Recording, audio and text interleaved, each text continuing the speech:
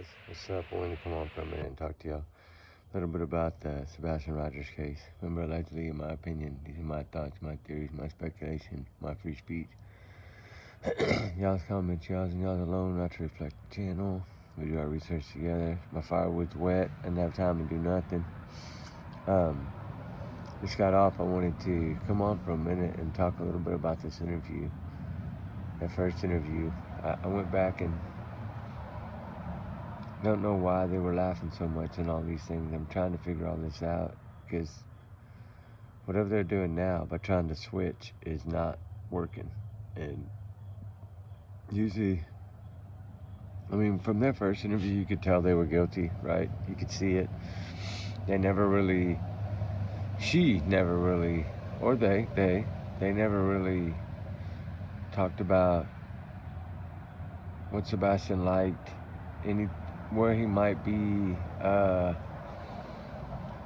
Was he in the woods with no shoes? Were they scared? Were they worried? Never talked about nothing. Never brought up anything that he liked to do. Anything. Hey, check by the arcade. Check by the bowling alley. Check. Like, didn't bring any of that up. Nothing.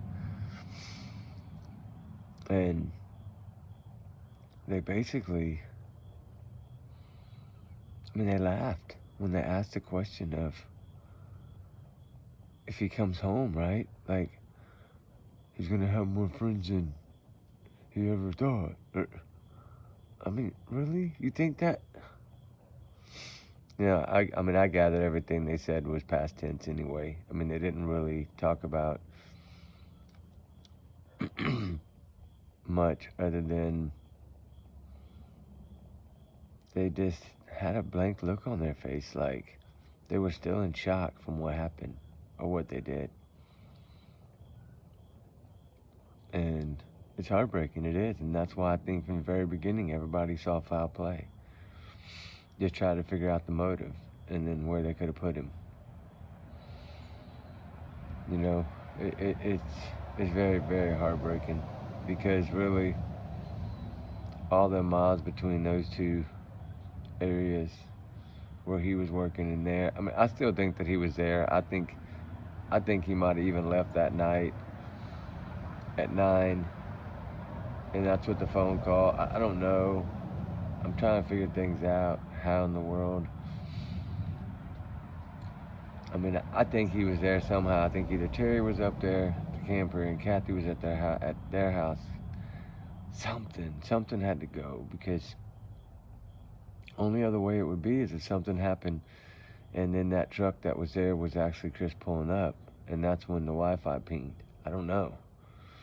If he pulled down there by the construction site, then that's possible, but I don't know. I just don't see it that way, but it's possible. I mean, I think that boy was carried out of that house, or he never even left that house. If he left for the roadhouse, but if for some reason he did come home, then he didn't walk out of that house. I don't believe. I don't think anybody believes that. I mean, of course, you have to have faith, right? But it's been way too long. 10 months and not a peep. I mean, a couple of lookalikes, right? But nothing. And that's why I feel like I don't understand that what they're trying to accomplish when they know they're not going to be able to flip people's side. I mean, they might flip a few, but they're not going to flip the majority. Because you don't ghost a child, you don't laugh at a child, you don't pick on a child, you don't call them the R word, you don't whip them with the belt, you don't get CPS called that many times, there's so many things. I cannot imagine how this poor boy felt every day before Chris was removed from that house. I mean, I can't imagine what this boy, to be in such a happy spirit all the time and always smiling. He was just an extra special child, and he had a hell of a life, I believe. I mean, my thoughts, right? I mean, I believe that he had a hell of a life over there at that house. And I think he was free when he was with Daddy at Sess. And I think he could be Sebastin and be fun and not have to worry too much about it. But it's so hard to see how he controlled the narrative from the get-go. Like he controlled everything, and that's what brought him into it. Even if, so say he wasn't there ever during that time that it happened, never was there, he was in Memphis the whole entire time, and they can prove that, then why in God's name would he take over unless he was involved? I mean, he involved himself, right? I mean, he called the sheriff. That drew him into it right there from the get-go. He was the leader. He was the one they were, and he wanted them to know that because he knew he wouldn't break, and he knew she would break, and that's why he had to take control of the situation. That's why they waited so many days to talk. She just couldn't do it, and I think she would have broke down. And I think either it gave her enough time to turn it into something different and to get past what happened. She got past what happened enough to where she could talk in 7 or 8 days. That's what it was. But to sit there when you're asked that question and just to bust out laughing and have to look at Chris because you know you're fixing to laugh so hard, and then he starts laughing, and you're thinking, this boy's not coming home, and they know it. They know dang good and well he's never coming through that door. That's why they can say that with just nothing, just dull faces, because they know. And it's heartbreaking, and that's why I say justice has to be. It will be. It's coming soon, I believe, really soon. I mean, I know I keep saying it, but I'm serious, soon. I think, like I said a few days ago, I think within the next 2 weeks, something big's going to happen in this case. I really feel it. And I pray. I mean, I really pray. I do pray. And I do feel it. But just, man, watching these over and over again, trying to get as much more as I can out of it to understand. Now they're begging and want to go global and all this and that. And it supposedly now is a car involved that they think might have hit Sebastin, or they're chasing certain people. They're turning it into more of a game. Like, this isn't hide and seek. This is a missing child. I don't understand what they're doing. They're making a game out of this. They're trying to turn the world on their side, and every attempt they've made, they fail because of how they did it in the beginning. They're not going to get past anybody. They're not going to fool anybody. And they damn sure ain't going to fool the big media channels. The big media channels ain't going to put them up there anyway because they know what they did. Most people already have their opinion on this, and they're not going to change. Now, unless you can prove to me something different, most people aren't going to change the way they already think. It's 10 months, no way. And they know now that it's just a joke that y'all want to act like y'all want to do something and y'all care. Now you want to care 10 months later. Why? Because it's Christmas Day. It's Christmas Eve. It's a few days before Christmas, and things are setting in now. And now you realize you might spend a life behind bars, most likely. I mean, if they did this, they need to be in there thrown under the jail if they did this. And if the other two helped them, they need to be in there too. Because I still think it was all 4 of them. I think no way they could have done it without the 4. Because they couldn't have made the phone call work without the 4. And that's their biggest alibi, is that phone call. That's what was brought up in that interview. That everything was 3s, if you notice, right? I mean, number 3, when you use it a lot in the beginning like that, that's a sign of guilt. And they almost had it right. They almost did it good. They almost did it perfect. But the one thing they forgot was the shoes. And I do believe that's what I think woke the investigators up in the very beginning. So when they said that, I think they were like, snap, because it was like the flashlight, the shoes, nothing else. How in this world, unless, like I said, if he slept with that flashlight every night, that was on his keychain, or was on his backpack snap, or, it was on his house key snap, or whatever it might have been. I don't know if he had a house key snap, but I think they had codes. But anyway, if he carried that thing with him all the time, and that's how she knew that, but why would that be brought up? And that's why the flashlight video, I think, smacks him in the face, is because she brought up the flashlight. And then here you are, the only one clue is the flashlight. flashlight video. And I think they can't get around that. They can't get by that. But I still do think that he's seen, that somehow something's seen on other cameras and she had his clothes on. Or maybe, I don't think Chris would have, but it's possible. I think it was her. I think she's the one that put that hat on that smelled like him and threw it in that pond and wore his shoes and just didn't think about the shoes going to come back and haunt him. Because there ain't no dang good way he ran out in that forest out there with all them briars and sticker burrs and stuff with no shoes. Not going to happen. And the dogs never really got a good scent anyway. Just the retention pond area, supposedly. And that's where the hat was found. And that's where the shoe prints were found, or feet prints were found, where she took the shoes off and walked back barefooted. That's what I think. That way it didn't track him back home. But all lo and behold, I think the flashlight was brought up because they thought that might have gotten caught on camera. Or if it did, they could say he had a flashlight. And, oh yeah, that's him, not us, that's him. Like, they didn't want to get blamed for it. And that's how they gave their interview, was basically, to me, what I gathered from it is they were saying what they wanted to say and push what they wanted to push to make them look like, hey, clear me, I'm not guilty. That's what I got from it. And it's sad. And the laughing is sad, and CPS is sad, the diapers are sad, the belts are sad, the way they treated this kid, the R word, all that, it's just heartbreaking. And you want to come try to act like you deserve people's attention because now you want to look. Now you want to do something. It's too late. Sorry, it's too late. And I think they know that justice is around the corner and they're scared. They're backed in the corner, and that's why they're trying to do what they're doing. As we know now, the trash truck went by at a certain time, so we know that. Plus, law enforcement, to me, I could not find where law enforcement said it was a trash truck. No statement they gave that I found said it was. I mean, we know Chris said it was. Remember, oh, it's not important. No, I wish it was, guys, but it's not. It's nothing. It's up on the other neighborhood. It's trash truck. Like, he jumped on that quick, didn't he? Like, really quick. Because I think that's the one thing that got him, is that video. And I think there's so much more to it. It's, what, a couple hours long? Just, oh, yeah. I think they got way more.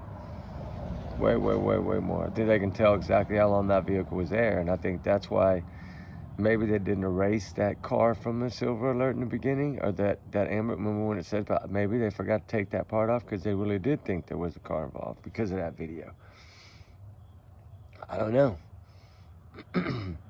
But they know a lot more. The landfill, they wouldn't have done that unless they really had something solid. And I think that when they did the landfill, that's when it scared the prophets. Because then they were like, uh-oh, they're not just taking this as a runaway. I think that's when it sank in, and then that's when all the BS started on YouTube and making fun of people and picking on people with special needs, the special people who's picking on them. And acting like anybody and doing all these dumb things. And then now, you just want to erase all that what you did. And think, oh, I love this boy, now I want to go look for him. No, we know that it's not. That's a freaking one of those chameleons that change their colors. No, not gonna happen. Not in this case. I mean, there'll be some that might take his side, but 99.9 of them won't. But I just want to come on for a minute. It's Merry Christmas. I want to tell y'all Merry Christmas. Today's 2 months. I know I've said it like a broken record, but I'm sorry that today's 2 months channel, and we've come a long way. And these cases are heartbreaking. Yes, they are. I took a little time today just to watch interviews. I went and watched the Pat Brown one again, and some of these other ones, the criminal profilers, the ones that use language in interviews, and throw the red flags on those. And now we got so many red flags on all the videos, right? That's what y'all should do. Go watch them, count your red flags on each video. That's the one where she's like, I was over there, and it was too late. Like, she gave it away right there. She almost put out the whole answer. I think she was going to say he's gone, and that's too late. He was already gone. Because she knew. It don't take 38 minutes to go to a school. Nothing added up, they did. Him calling on three-way, her taking only 3 minutes to look in that big old house. Come on. It would take him way longer to check each room and each bathroom and each closet in that house. Way more than 3 minutes. But everything was threes, like I said. 6:33, 3 minutes, 3 minutes this. I talked to him for 3 hours. Everything was 3. Everything. And the one thing she says that really threw the red flag to me was, "You're not in trouble, just come home." She knew that boy wasn't coming home. And I hate to be the bearer of the bad news, guys, but I don't believe he's coming home safe. I just don't. It sucks. It does. I pray to God he is put up. I really do. That's what I would love to have. And he's living his best life, and maybe he never has to see them again, whatever it makes him happy. But that's only 10% in my book that he ran away. Just don't see it. But anyway, I did want to come on and explain a little bit of that, and the shoe things and the clothes and, the things like that none of this stuff adds up all the way through this. But the biggest thing now is that after their videos backfired and their photos backfired and their PI work backfired, people know that camera was not that footage, that it was made up by them. They changed everything around. Why? Because Katie's in Brink Security. She knows how to move those cameras. Katie probably set all those cameras up for them, make it look like it was this, that. And they're trying to avoid that video, that flashlight video. They're trying to prove it wrong, and they can't. And they're going to keep trying, guys. They don't know what else to do. They're going to keep on trying because they got nothing. They got nothing left to do except for sit back and look guilty. They've never been cleared, and they know it. All they've wanted to do was be cleared. I'll take your lie detector test. You name the time, you name the place, I'll be there. And then what? Nothing. Crap out again. Run again. Like you ran the first time. Come on. He ran 2 times. He ran right away to go get the camper, and that's when I think he covered everything up, without 17 hours. Yep. That was the final piece of the puzzle. And yep, I believe it. I just think surveillance got him. There's too many cameras around there. Not all of them jammed up, even if they tried to jam them. And like I said, that one video and the one interview where they really laughed was that was the worst one. And that's the one that got him, because they should have been begging for this child. Please run away, call 911, something. They should have been begging, just get away from whoever, like Seth was doing. Whatever you do, just call me. Remember Seth? That's what Seth was doing. They weren't. They were too worried about how they looked on camera and trying not to laugh. Like it was a joke. It's because they knew that the boy wasn't coming back. And that's what breaks my heart to think about. This poor autistic boy had no shot. All because the motive was court. He was going to lose his daughter. He was going to probably go to jail in Hendersonville for CPS reports, because the counselors of schools, everybody was probably going to back that little boy. He probably had his own army and nobody knew it. Teachers, counselors that were backing him. That was his little army that was trying to get it pushed, and CPS failed this kid. They did. And it's sad. But you know what? They'll get theirs. That's how I see it. Justice will come. And it's coming. It's boiling over. It's bubbling. The beans are spilling. Everything's happening. It's coming. That 3-liter soda's falling right now from the 10th floor. Watch. It just hadn't hit the bottom yet. But it's fixing to. And I think they know it now, and they're scared. But then again, maybe they're not. Maybe they're just trying to get on big media to be like Candace and Don Wales. I don't know. It's like they've copied them from the get-go anyway. Really and truly, it's like identical cases almost. It's like, wanting to go global. We got to go global. That's what'll bring him home. Well, you were acting like in the first video he wasn't coming home at all. I don't know. I can't do it no more. I'm going to get mad. It's almost 20 minutes of rambling. But I did want to come on and make this, guys, to show why I feel these ways. And it's sad, and I pray that he's still alive. I do. I pray he's out there hiding or something, or they're hiding him or something. But I think by now we would have saw him. He would have popped up somewhere. Somebody wouldn't have been able to hold him this long without giving up, I don't believe. Unless it was somebody really close to that family. But I don't know, guys. It's just my opinion, my thoughts, my free speech. But trigger warning times 100 million. Y'all have a good night, and Merry Christmas. We love y'all, guys. Thank y'all so much for everything. and I'll come back tomorrow and do another one. Maybe it will get pretty weather tomorrow and I can do something fun. All right, guys, y'all be safe. Be good. We'll talk soon, okay? Remember, just these are my thoughts, guys. All right, Merry Christmas. Bye.